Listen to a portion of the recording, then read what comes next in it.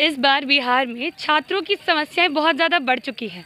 हम morning walk के mood से यहाँ आए थे और हमें एक ऐसे छात्र मिले हैं जिनको एग्ज़ाम डेट्स को लेकर कुछ तकलीफ़ है। चलिए उनसे एक बात कर लेते हैं। मैं बिहार सरकार से दरख्वास्त करना चाहूँगा, जो कि डेट बिहार एसएससी और बिहार दरोगा दोनों का डेट मैच करा दिया है। दोनों का मेंस का एग्ज़ाम डेट 29 नवंबर को दिया गया। हालांकि पहले ये जो डेट था, पहले बिहार एसएससी और बिहार दरोगा का एग्ज़ाम डेट दोनों का अलग अलग था, लेकिन चुनाव के कारण इसको स्थगित करके दोनों परीक्षा के डेट 29 नवंबर को ही दे दिया गया। ऐसे में लगभग 20,000 या 10,000 छात्र मेंस की परीक्षा से वंचित हो जाएंगे। बहुत मेहनत के बाद बच्चे पीटी एग्ज़ाम पास करते हैं। यदि उन्हें मेंस से वंचित कर दिया जाएगा, दोनों एग्ज़ाम एक ही डेट में लिया जाएगा, तो कैंडिडेट कोई एक ही एग्ज़ाम दे सकता है। ऐसे में अवसर की जो क्षमता है हमारे संविधान में जो दिया गया है, उससे हमें वंचित कर दिया जाएगा। और ऐसे लगभग 10 से 20,000 स्टूडेंट हैं जो दोनों परीक्षा में शामिल हैं। तो मैं सरकार से दरख्वास्त करना चाहूँगा कि कृपया करके किसी एक परीक्षा की डेट आगे बढ़ा दी जाए या फिर उसको 1-2 दिन पीछे कर दिया जाए। इससे जो भी बच्चे जो परीक्षा से वंचित हो रहे हैं वो अपनी परीक्षा में शामिल हो पाएँ। हमने अपनी बातों को बीपीएसएससी ऑफिस में भी रखा था, उनको एप्लीकेशन दिया था, लेकिन वहाँ सुनने वाला कोई नहीं है। अब हमें समझ में नहीं आ रहा है कि हम अपनी बातों को किसके पास रखें। ना हमारे मुख्यमंत्री जी इस पर ध्यान दे रहे हैं और ना ही चेयरमैन। अब समझ में नहीं आ रहा है बिहार में लोकतंत्र है कि नहीं, हमको समझ में नहीं आ रहा। जहाँ हम अपना अधिकार नहीं ले सकते हैं तो ऐसा लोकतंत्र रहने से फ़ायदा क्या है। जहाँ बच्चों की बात नहीं सुनाई जाती है, कहा जाता है कि युवा देश का भविष्य होता है, और यदि युवा को आप इस तरह से दरकिनार कीजिएगा, इस तरह से उनके अधिकार को आप दूर रखिएगा, अधिकार से दूर रखिएगा, तो कैसे युवा वोट देगा। मैं भी इस सरकार से बहुत ही त्रस्त हो चुका हूँ। मैं चाहता हूँ, मेरे हाथ जोड़ के विनती है, कृपया करके आप किसी एक डेट को आगे बढ़ाएं ताकि बच्चे दोनों परीक्षा में शामिल हो सकें, क्योंकि बच्चे बहुत मेहनत करते हैं। 6 साल के बाद बीएसएससी 2014 की बहाली है, 6 साल के बाद वो परीक्षा ले रही है मेंस की, अभी तक उसका पूरा नहीं हो चुका है। और ऐसे में यदि दोनों परीक्षा का डेट मैच कर दिया जाए तो सोचिए क्या, हम लोग दोनों ऑफिस में गए हैं लेकिन हमारी बात नहीं सुनी जा रही है कि डेट आगे किसी एक परीक्षा की बढ़ाई जाए। इसलिए मैं इस न्यूज़ चैनल के माध्यम से आपसे दरख्वास्त करूंगा कि आप भी इस मुद्दे को आगे लाएं ताकि युवा आपके साथ रहे। Thank you. तो ये हैं बिहार के युवा जो एग्ज़ाम देने के लिए परेशान हो रहे हैं। कितनी अजीब सी बात है ना, जहाँ बेरोज़गारी बढ़ती जा रही है वहाँ पे परीक्षाओं को ही साथ में क्लास करा दिया जा रहा है कि बच्चे परीक्षा दे ही ना पाए।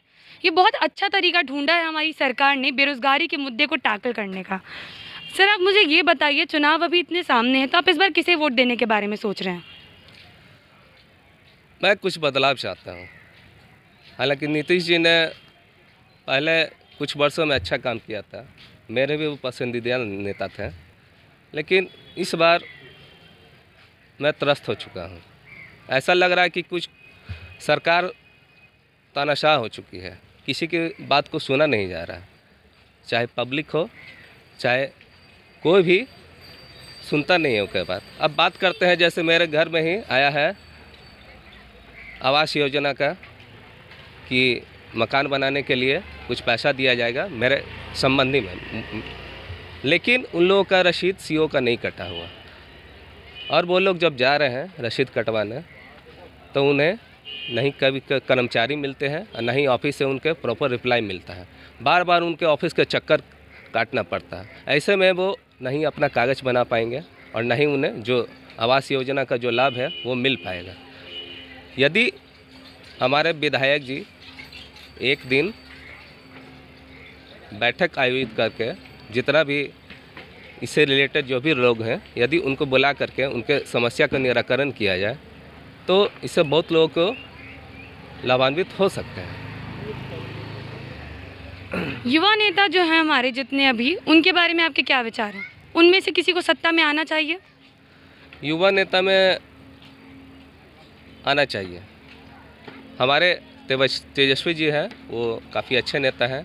फिर रामविलास पासवान के जो बेटे हैं चिराग पासवान, वो भी काफ़ी अच्छे नेता हैं। यदि युवा नेता आएगा तो ही वो युवा की बात समझेगा, क्योंकि वो तकलीफ़ से वो गुजर चुका है। वो समझता है कि युवा क्या चाहता है। युवा चाहता है रोज़गार चाहता है। वो बेरोज़गार नहीं रहना चाहता है। पढ़ लिख करके भी अभी बहुत लोग घूम रहे हैं ऐसे ही, डिग्री है उनके पास, ना ही सही कोई रोज़गार मिल पा रहा है, और यदि रोज़गार मिल पा रहा है तो परीक्षा 6-6 साल में कंप्लीट नहीं हो रही है। इसलिए युवा बदलाव चाहता है। इस सरकार से थक चुका है युवा और बदलाव चाहता है। आपको जहाँ आप खड़े हैं इस इलाके के स्थानीय मुद्दे क्या हैं? युवा किस किस चीज़ से परेशान है? युवा तो सबसे पहले रोज़गार ही से परेशान है। ना ही कोई प्राइवेट जॉब मिल पा रहा है उनको। जो भी लॉकडाउन में प्राइवेट जॉब कर रहे थे, बहुत सारे युवा को उनसे निकाला जा चुका है और उन्हें नया रोज़गार नहीं मिल पा रहा है।